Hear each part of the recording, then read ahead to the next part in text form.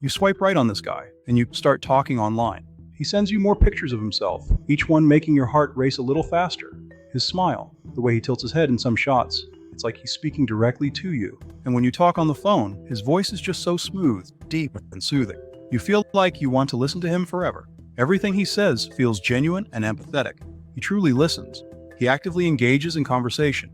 You're hooked, captivated, obsessed. You can't eat, you can't sleep. Your entire world revolves around him, around the possibility of something more. Never mind, you haven't even met yet. You're supposed to be focusing on those emails at work, but your mind keeps drifting to the last phone call with him. His messages play on a loop in your mind, and you're imagining what it would be like to meet him in person. But then doubts creep in.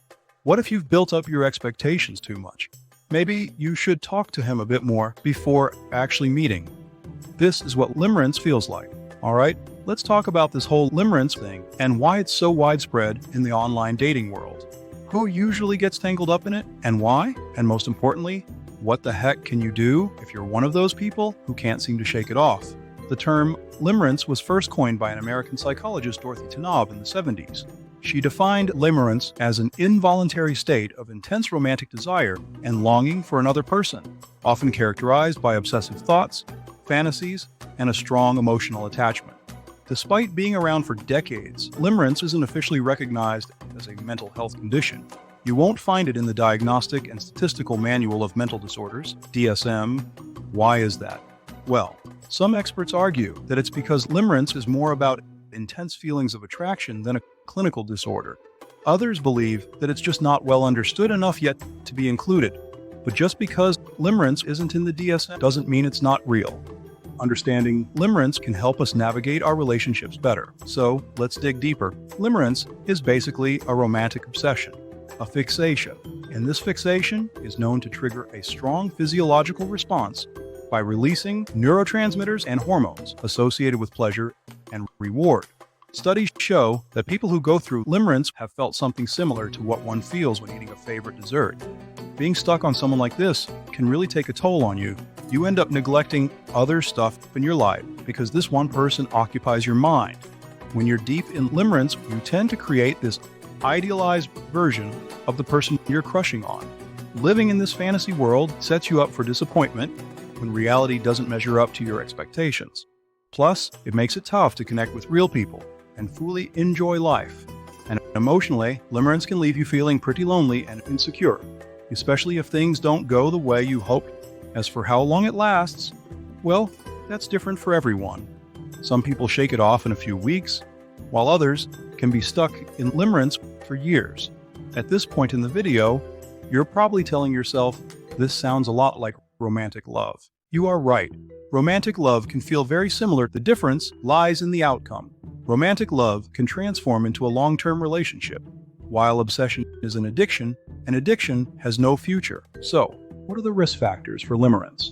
There's evidence suggesting that genetics could play a role, but statistically, the majority of individuals who have experienced limerence have also faced childhood abuse or neglect, often stemming from having an alcoholic parent. This points to a strong link between limerence and childhood trauma. When a child grows up having to constantly strive for love and affection, it can make it difficult for them to form healthy relationships later on in life, especially with emotionally available partners. There also seems to be a connection between OCD and limerence. If one has OCD, their brain is already wired to get stuck on repeat. Throw in limerence and you've got a perfect storm for getting hung up on someone you just met. To be clear though, just because you've got OCD doesn't mean you're doomed to fall into the limerence trap every time you find someone attractive. It just means you've got a heightened risk. Limerence can sometimes serve as a coping mechanism for unresolved issues in one's life. It's a way of seeking emotional fulfillment or escaping from painful emotions by fixating on a romantic interest. If you're someone who has a vivid imagination and tends to daydream or fantasize a lot, you might find yourself getting deeply absorbed in romantic fantasies about the person you're infatuated with. Limerence runs rampant on dating apps. Why? One reason is how these apps prompt us to showcase our best selves.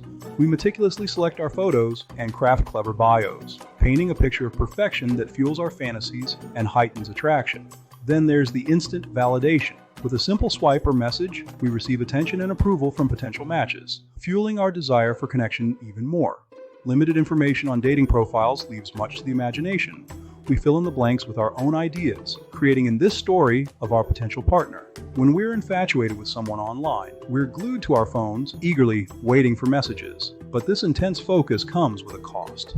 We might start neglecting other parts of our lives, like work and hobbies, leading to loneliness and dissatisfaction. Navigating limerence on dating apps is tough because connections can be fleeting. Matches might disappear without a trace, leaving us feeling rejected and insecure. Sometimes this obsession can even turn harmful, leading to stalking or harassment.